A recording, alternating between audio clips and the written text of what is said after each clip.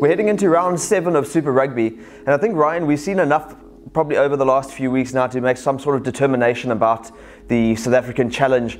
For me, it's been a bit of a disappointment. You know, we have a look now. Stormers in the overall standings are 8th, Sharks are 10th, Bulls are 14th, and the Lions, who've been kind of the flag bearers over the last 2 years, clinging onto 2nd spot, but they've hit a really problematic rough patch, and they seem to be on a bit of a decline. You know, I think they're really struggling for confidence, and you know, I thought they were a team that would once again really be, you know, challenging for the title. I'm not quite sure if that's actually the correct assessment, having just watched them really hit a bit of a crisis of confidence over the last few weeks. Yeah, it's seven rounds in, but it feels like 14 because we've been battered so hard. You speak about the Lions, our sort of premier South African rugby franchise, who was second, and they just took 49 against the Guaris.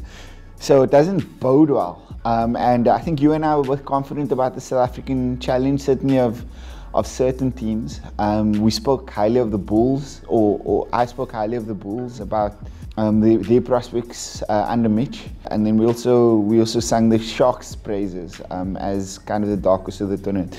Now our opinions are looking like they're going to be embarrassed. I'm very, very worried about where we are at this point. Yeah, sure. I think we hope that maybe with the reduction of teams to 4, that we'll see a greater challenge. I mean, it can change in the coming weeks, but I just think the first few rounds have not shown us a hell of a lot of encouraging signs. Maybe that leads us into the talk of the big derby of the weekend, Stormers Bulls.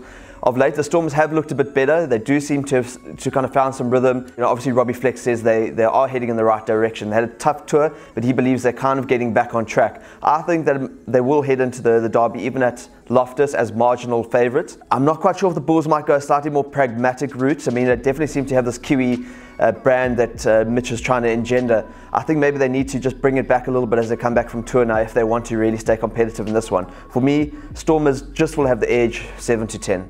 Yeah, for me, what Robbie Flex says is irrelevant. He spoke, he wasn't honest with the Stormers rugby fraternity when they were struggling and getting battered on tour and just before, and he lives in a fantasy world.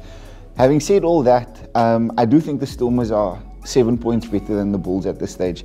And speaking about the Bulls' tactical philosophy, I don't think Mitch knows any other way. So I don't think they will play a different way. I don't think they've got a pragmatic streak in them. And I think if they did, they would be favourites at Loftus, but they won't be. I think the Stormers by 7-10. Yeah, and then we speak of the Lions as well, and as we say, it's been a bit disappointing to see how they've kind of fallen away over the last couple of weeks, and it's not going to get any easier for them now. They come up against the Crusaders, rematch of last year's final. Yeah. We saw then when they were at probably at the peak, they still couldn't kind of get away with the victory there. It's a concern, for me as well, that they've conceded 125 points over the last 3 games. They seem to have lost their way a little bit in terms of how they want to go about things, playing, this brand of rugby that they just want to throw everything, throw the ball around from all parts of the field. It's not quite worked over the last little bit, and based on that, I just think the Crusaders again will come here with better tactical and strategic plans and get a win of about 10. Yeah, I think the Crusaders will play in the final again this year. They're just that good. The Lions, I mean, now we're starting to see Johan Ackerman's value in his absence, which is really a South African, like a chronic South African thing, where we start to appreciate our elite players and coaches once they're not here.